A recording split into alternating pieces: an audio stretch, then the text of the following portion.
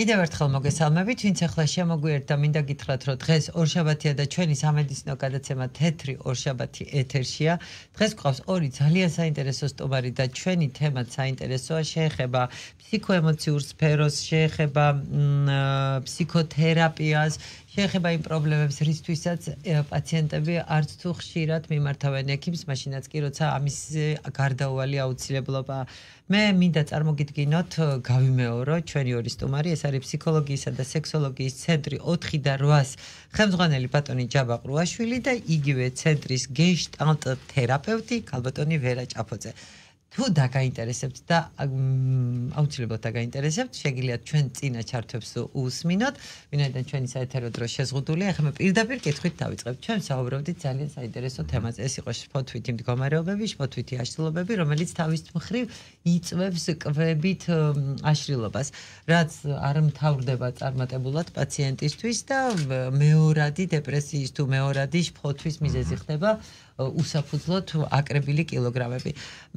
ბატონო ჯაბა, თქვენ ბრძანეთ, რომ გაქვთ ახალი ხაზი და ახალი მიმართულება ამ კუთხით და ძალიან სასიამოვნოა და მე პირდაპირ ქალბატონ ვერას დავუსვა მაშინ ამ შეკითხვას. ქალბატონო ვერა, აი როდესაც მოდის პაციენტი, რომელიც უჩივის, რომ ვერ აკონტროლებს თავის კვებით რეჟიმს, რომ არ შესწევს უნარი დაუშვათ მოიკლოს წონაში რაღაცა გაცილებით უფრო მოწესრიგებულად იკვებოს. ასეთ შემთხვევაში თქვენ რა როლი გენიჭებათ ამ ადამიანის გაჯანმრთელების საკითხში?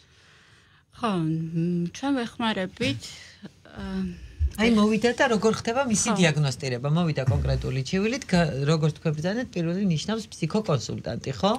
ხო, ამ პაკეტში რეალურად ჩვენ უკვე გამოკვეთილად ვხედავთ, რომ ანუ აქ არის კვებითი აშლილობისა და წონის პრობლემა, შესაბამისად აქ უკვე გადაწყვეტილი ამბავია ის, რომ ერთვება აქ ენდოკრინოლოგი, მასთან ვიზიტი, ესე იგი ორგანული მხარის კვლევა, კონკრეტული ანალიზები, ფსიქოთერაპევტი ერთვება და ინსტრუქტორი. აქ უკვე ყველაფერი გადაწყვეტილია. ეს იმ შემთხვევაში ხდება, როცა ადამიანი მოდის და არ იცის რა მიმართულებით უნდა წავიდეს, ანუ ამბობს რომ მიშველეთ, იცის რომ ჭირდება შველა და დახმარება, მაგრამ ვერ უნდა დაიხმაროს, ჯერ არ არის ჩამოყალიბებული. კი ბატონო. კი ბატონო. ჩამოვაყალიბეთ. ხო, მე უშუალოდ უწყობი თერაპიულ პროცესებს. მე არ ვახდენ იდენტიფიცირებას, ხო? როგორც ჯაბამ აღნიშნა, უკვე იქ გარკვეული ხო. და ნუ ვეხმარებით დავედგინოთ რა არის გამომწვევი მიზეზი. მისი შფოთვი. როგორც ვახსენეთ, ეს არის ემოციური კვება, საქმე გვაქვს უეჭველი ემოციებთან, კონკრეტულად რა ემოციებთან, როდის მოხდა ამ ემოციის ფიქსირება და შემდეგ კვებით ანაზღაურება, ამას ვადგენთ. ხო, ძალიან ისეთი მიზეზები აქვს კვებით აშლილობას, რა ადამიანის ფუნდამენტში ძალიან სიღრმისეულად დევს.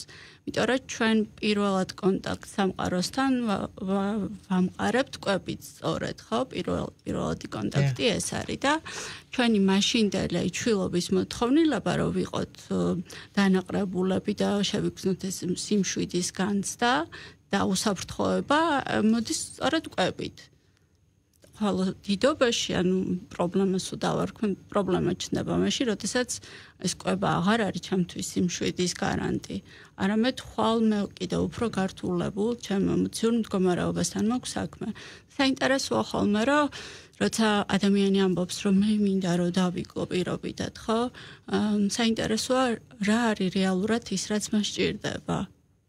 არის ეს, არ ვიცი, ვიღაცა ბიჭი, ვისაც უნდა რომ უყვარდა ეს და ეს არის მთავარი მიზეზი 11 კილოგრამები. თუ ის დავუშვათ აქვს რაიმე ჯანმრთელობის პრობლემა, რომელიც იგივე პროვოცირებულია ჭარბი წონით. ხო, ანუ ესთეტიური სილამაზე არ არის მხოლოდ და მხოლოდ ერთი წამყვანი ნიშანი.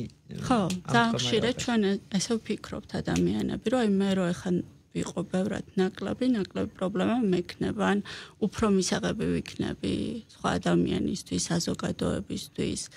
ასე შემდეგ. გასაგებია და თქვენ მას შემდეგ რაც მოახდენთ გასაუბრებას, ასე ვთქვათ ადამიანთან, თქვენს მეხსიერებაში თუ რა აკეთებთ გარკვეულ მონახაზს, შემდგომში როგორ იმუშაოთ მასთან, ხო? ხო, ან კონკრეტულად ხდება როგორც ფიგურა, კონკრეტული ემოციის ამოწევა ზედაპირზე, რა არის მატრიგერებელი, რაც აი ამ ემოციას იწვევს. რის შედეგადაც ის მერე ცდილობს, რომ საკვებით გააჩუმოს ეს დაუშვათ პრობლემა. დაადგინეთ, რომ არის კონკრეტული გამომწვევი პრობლემა, რომელიც იწვევს მის ფოთვით მდგომარეობას. და ამ პრობლემის მოგვარება არ შეუძლია. ხო, ძალიან ხშირად ხდება ხოლმე. აი ესეც შემთხვევაში როგორ ვიქცევთ? აი არ შეუძლია კიდე საინტერესო არ შეუძლია მას, არ აქვს შინაგანი რესურსი, არ შეუძლია, იმიტომ რომ გარემო პირობები არ აძლევს საშუალებას. ხშირად ხო პრობლემა მხოლოდ ჩვენზე არ არის დამოკიდებული. კი, ამიტომ როგორც ჩემი მიმდინარეობისა, ჩემი სკოლის წარმომადგენელი, მნიშვნელოვანია ის რა გარემოშია, რა რის გამო არ შეუძლია. ხო? გარემო მუდმივად აწვდის მას საკვებს ნუგეშის სახით, არ ვიცი ხოლმე. გასაგებია, თუ არ გვარდება ეს პრობლემა, რას შვებიან? ამ პრობლემასთან თანაცხოვრებას სწავლობენ? თუ როგორ გვარდება დაუშვათ ეს ამბავი? ხო, ეგ არ არის სხვათა შორის ცუდი, როდესაც ანუ ხშირად ვაწყდებით, რაღაც არის. გარდაუვალი აუცილებლობა შენთვის არ უნდა გახდეს ტრაგედია. ხო, და ეს არ არის მარტივი და ესეთი წამოსაკრავი. ხო, მაქვს ეს ვაცნობიერებ და მე ახლა ვცდილობ ამასთან ერთად ვიცხოვრო. და მე ვიცი ნელ-ნელა ხვალზე როგორ ვიცხოვრო ამასთან ერთად. რაღაც პერიოდის მერე მე უფრო ოჩაღი ვიქნები ჩემ სირთულესთან მიმართებაში. ხო, ანუ თავის გარეგნობაში ადამიანი გარკვეულ შინაარსს, რომ მას რომ უნდება, რომ შეცვალოს თავისი მაგალითად ფიგურა, თავის ხელში რამე რომ შეცვალოს, ამაში გარკვეულ მოტივი აქვს მას. და ეს მოტივი გამოსარკვევია ზუსტად რომ ეს პაკეტის თავაზობს არა მხოლოდ და მხოლოდ რომ აი შენ ამ შედეგამდე მიხვალ.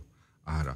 ანუ ამ პაკეტს აქვს რომ მისი ცვლილების პრეტენზია აქვს შესაბამისად თავის თავში გამორკვევასაც თავაზობს, რომ ეს ფსიქოთერაპიული ჩარევა გულისხმობს იმას, რომ უნდა გასაგებია, მაგრამ კონდეს სწორი მოლოდინი და კონდეს სწორი დამოკიდებულება თუნდაც თავის ხეულის მიმართ. ეს არ იყოს იდეა ფიქსი. შეიძლება მასში ისეთ მოლოდინს დებდეს, რომ ის რო გახდება. ანორექსია მაგალითად, ნათელი მაგალითი იმისა, რომ შეიძლება წონის სრული კორექცია ვერ მოგანიჭოს ბედნიერება და გახდე ძალიან შეიძლება აბსოლუტურად და ანუ თუ პირობითად რაღაცა ურთიერთობაში მიმდინარე პრობლემების აღმოფხვრას ხედავს ამ ფორმით, რომ გახდება და აღმოფხვის, ხო, ეს ხედავ რომ პროექციულია და აუცილებლად დააზიანებს, ამიტომ ძალიან საინტერესო სტუმრები გყავდა, ბატონ ჯაბა, ქალბატონო ვერა, დიდი მადლობა რომ ჩვენთან მობრძანდით. კიდევ ერთხელ თუ შეიძლება შეგვახსენეთ სად არის თქვენი ცენტრი და ეს არის ელიზბარ მინდელის ქუჩაზე 7B ნომერში, საბურთალოზე არის ჩვენი ცენტრი. და ცენტრს ქვია 4 და 8. და რატო ქვია 4 და 8 ძალიან ფილოსოფიური მიდგომა იყო და დავიტოვებ ინტრიგას და შემდეგ გადაცემაში სხვა დროს როცა დაგპატიჟებ ჩვენთან ამას აუცილებლად გავეშიფრავ, ასე ვთქვათ. მე ვემშვიდობები ჩვენ სტუმრებს, ჩვენს მაყურებელს, უსურვებ ბედნიერ და ჯამრთელ კვირას და სუსტად ერთ კვირაში საინტერესო სტუმრებით, საინტერესო თემით კვლავ დავბრუნდები პირდაპირ ეთერში. დიდი მადლობა მოგზაურობისთვის. კარგად ბრძანდებოდეთ.